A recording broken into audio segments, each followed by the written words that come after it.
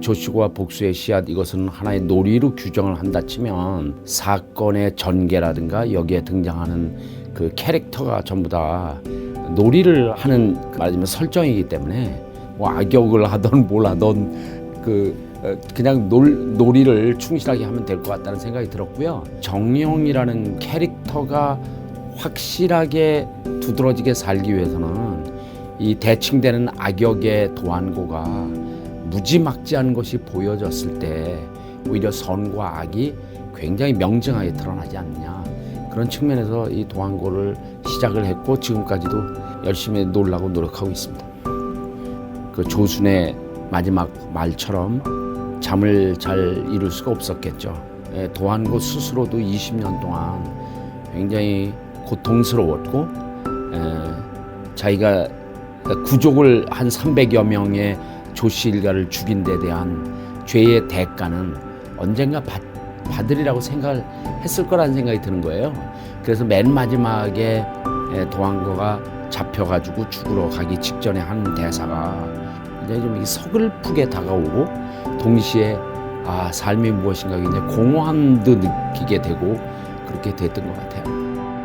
왕이라고 한다는 것이 주위에 간신들만 있어가지고 좀 현명한 그 측근들이 있었더라면 그 많은 신하들을 안 죽였을 텐데 그 조시고가 300명 상하를 구원하지 않고 죽었는데 20년 후에 깨달아봐야 너무 늦었고 아주 후회스럽습니다.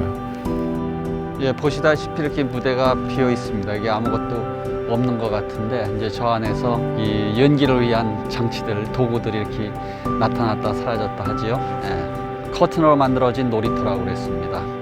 연극이 어떻게 보면 놀이 아닙니까? 플레이라고 하듯이 놀이터처럼 무대를 비워놓고 배우들이 마음껏 뛰어놀게 했습니다. 영광입니다. 예, 매우 훌륭하신 배우님들과 스태프분들이 변함없이 그 자리를 계속 지켜주고 계시기 때문에 그 안에 있다는 것만으로도 무한한 영광으로 생각하고 있습니다.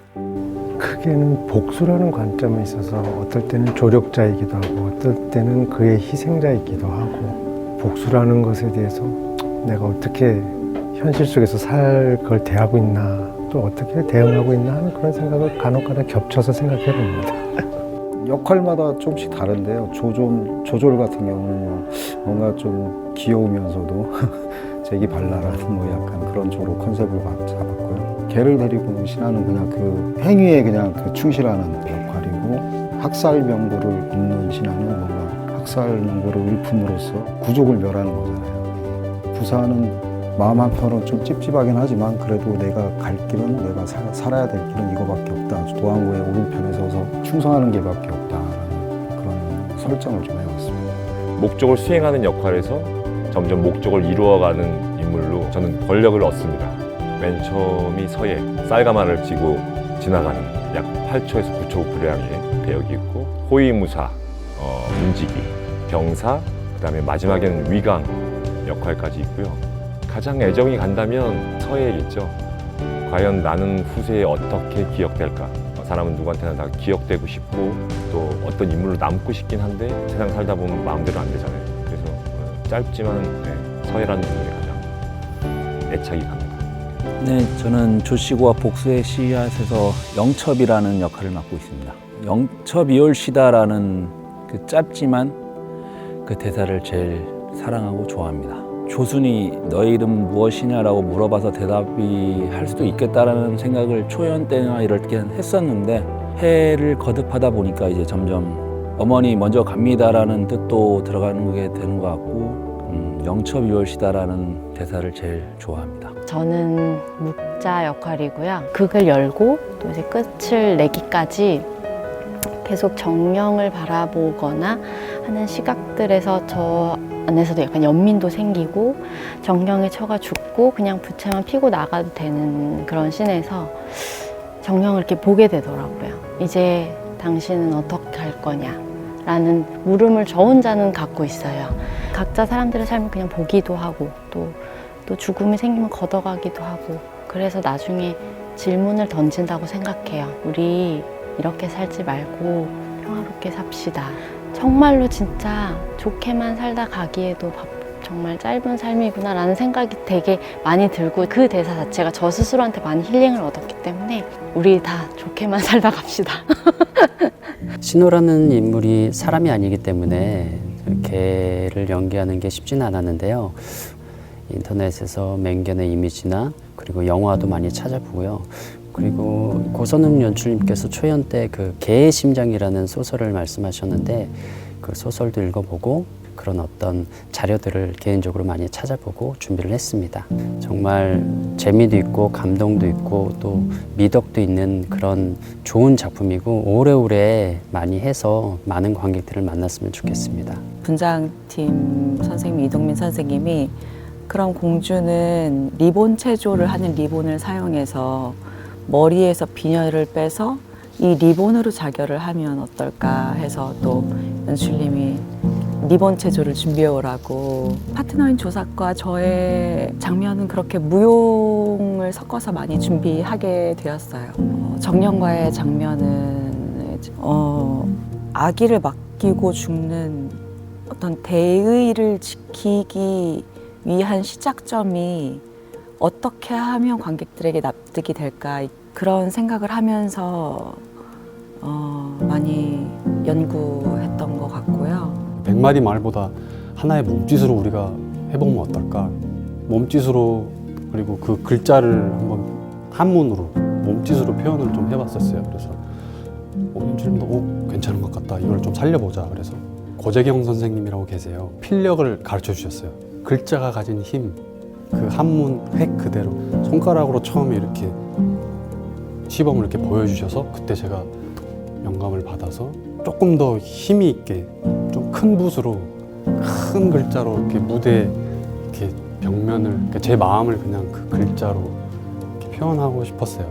한궐이 분명히 조씨 집안의 은혜를 입고는 있고 그리고 도안고 장군의 독재 그런 거에 대한 불만을 갖고 있었을 거라고 생각을 하고 내심 다른 식의 복수를 분명히 생각을 하고 있었던 것 같아요.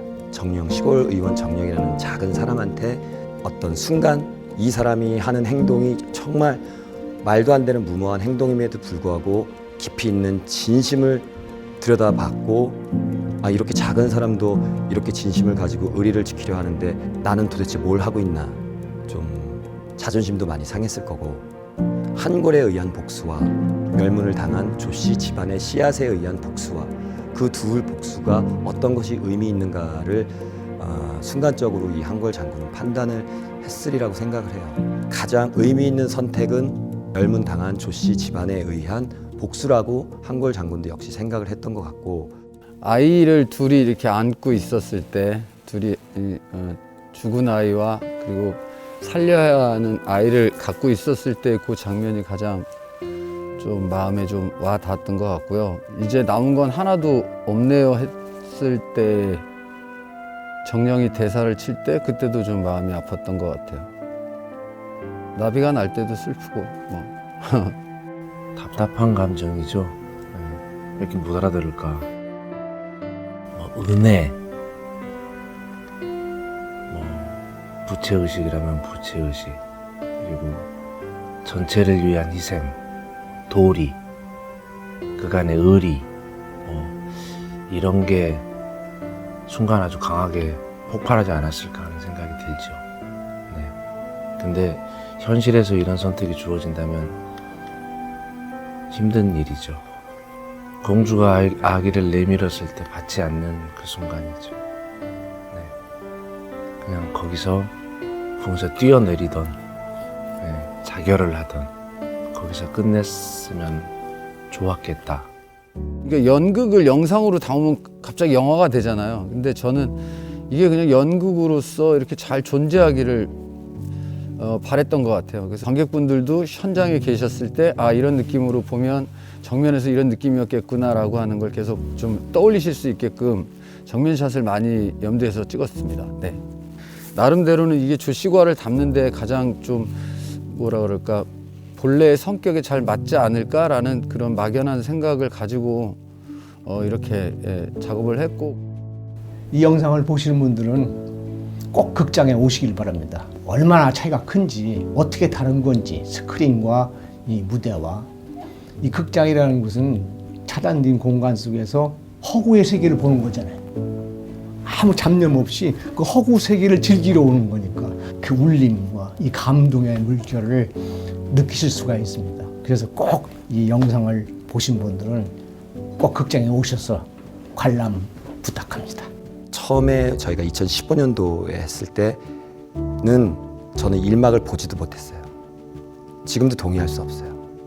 어떻게 내 자식을 남의 자식하고 잔혹하고 어떻게 보면 잔인하고 이런 좀 무거운 주제일 수 있지만 그 무덤가에서 매일매일 그 풀을 고르면서 하는 정령의 마음으로 이 공연을 보고 집에 가서 다시 한번 내 가족들을 조금 더 사랑으로 안아줄 수 있는 그런 작품이 됐으면 좋겠습니다.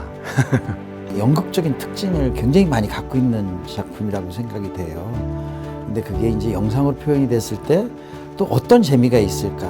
사실은 나도 굉장히 궁금해요. 그래서 영상 보고 연극 보고 비교하면은 아, 연극이 이런 것이구나. 또 영상으로 표현은 이렇게 되는구나. 이렇게 좀 공부할 수 있는 기회도 될 것 같고 저도 두근두근 기대하고 있습니다.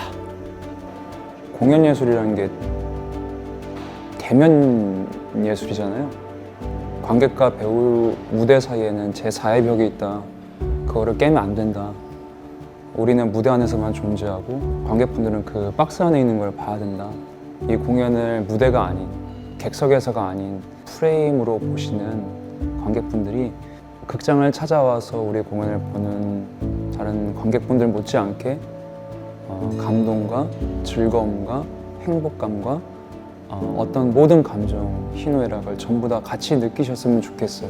공연할 때 훌쩍훌쩍 하시는 소리가 이렇게 들리거든요. 제가 울고 있는데 그거 보고 우시고 그 소리에 제가 더 울고 막 이렇게 약간 서로 이 공간에 있는 모두가 한마음 같이 그렇게 되고 지금 또 특히나 코로나 상황이고 그렇다 보니까 이런 시기에 또 와주시고 공연 한마음으로 이렇게 봐주시고 하니까 너무 감사하고 예, 항상 울컥하죠. 공연이라는 게 현장성이 굉장히 중요한 예술이잖아요. 근데 이 공연이 영상으로 갔을 때 이미 연극과는 이제 또 다른 장르가 된다라고 생각이 들거든요. 이렇게 영상으로 배우들의 모습을 굉장히 클로즈업으로 가까이 잡았을 때 이렇게 공연을 바라보시는 느낌이 다르실 것 같거든요. 새로운 예술 장르로 이렇게 봐주시면 좋겠고 저도 굉장히 기대가 많이 되거든요. 이야기 자체가 굉장히 매력적인 이야기니까 관객분들 즐겁게 너그러운 마음으로 넓은 마음으로 봐주셨으면 좋겠습니다. 빈 객석에 대고 연기를 한다는 건 배우한테는 참 잔인한 일이거든요. 이게. 앉아 계시는 것 자체로 굉장히 힘이 되고요. 존재하는 이유가 되어주시죠.